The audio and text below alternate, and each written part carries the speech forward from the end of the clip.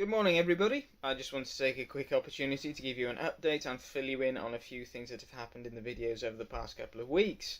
First off, I'll rewind to fitting valve stem seals. At the end of the video, you may recall I informed you that I had discovered zero compression on all four cylinders. Why was this? I did promise I'd explain, so here I am. MX-5s run a hydraulic lifter between the cam and the valve spring. These require oil to function correctly, otherwise you can have induced symptoms of zero compression, which is what was happening to me. There was no oil in my engine, and this was because when I took the turbo off, I had left the turbo oil feed dangling freely in the engine bay, so when we were turning the engine over to check the compression, all the oil had dumped out all over the garage floor. Once I had figured this out, rectified it, and filled the engine with oil, hey presto, we had compression on all four cylinders.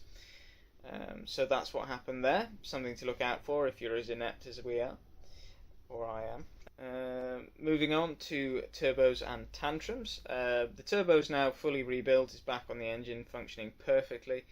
Why is the episode called Turbos and Tantrums? Put simply, I had a tantrum after the cameras went off. I had planned on continuing filming that day, but didn't. What I was doing afterwards was trying to refit the giant circlip that goes between the core and the compressor housing. As anyone who has rebuilt a TD04 will know, it's hard to get that thing back in, especially when you haven't got the right tools. My circlip pliers were not up to the job. After an hour and a half of trying, I gave up.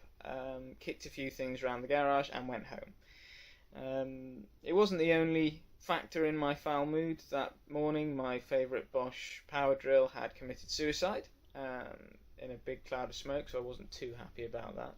But it's now been replaced by a shiny red Makita, so I suppose all's well that ends well. Also, one of the studs that holds the turbo onto my exhaust manifold had broken out of its weld as well, so that was another problem I was going to have to deal with. Most of you, anyone will know, I've had a lot of problems with that exhaust manifold. When I first got it, the flange was, shall we say, dangling freely from its up pipe, so I had to have that fixed. Rewind to my first video. There was a crack in one of the joiners on the actual manifold itself.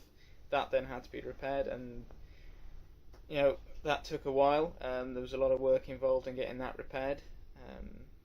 So I'm very sick of that manifold. If anything else happens to it, it's going in the bin and I'm getting something else. I ended up MIG welding the stud back in to a stainless steel flange. Seemed to work. It's nice and solid. The turbo's back on there, so you can do it. I wouldn't recommend it, but it can be done in a pinch. The chap who fixed the manifold for me last time would probably have thrown it at me quite hard if I turned up with it again. Sorry, Hal. Stickers. If you were one of the few who managed to win yourself a sticker the other week, they are being distributed. I've sent those by post that asked for you to send by post. I will get around to delivering them to those of you that have asked for a personal delivery, because it's weirder. I'm just very lazy. If you missed out and you would like a sticker, I only had a very limited run of about 14 of these made up, because I honestly didn't know if anyone would actually want any. Turns out that quite a few of you do. So as we speak, there is a larger batch of about 50 being printed up. They're almost identical to those, except for the fact they will now have the Facebook, YouTube and Instagram logos on them as well. So if you did manage to get one of these, congratulations, you are the proud owner of a very limited run of stickers. Look after them. If you could send me a picture of where it ends up, either with yourself or just on your toolbox, your car, your fridge, your window, wherever it ends up, drop us a picture in our messages and I will put together a collage once we've got them all. That'd be fantastic. You may have noticed I do have a little bit of merchandise of my own. I have a mug with the design printed on both sides, so that anyone who's left-handed will know not just you can see the design, everyone else can as well. Also makes your tea taste better, apparently.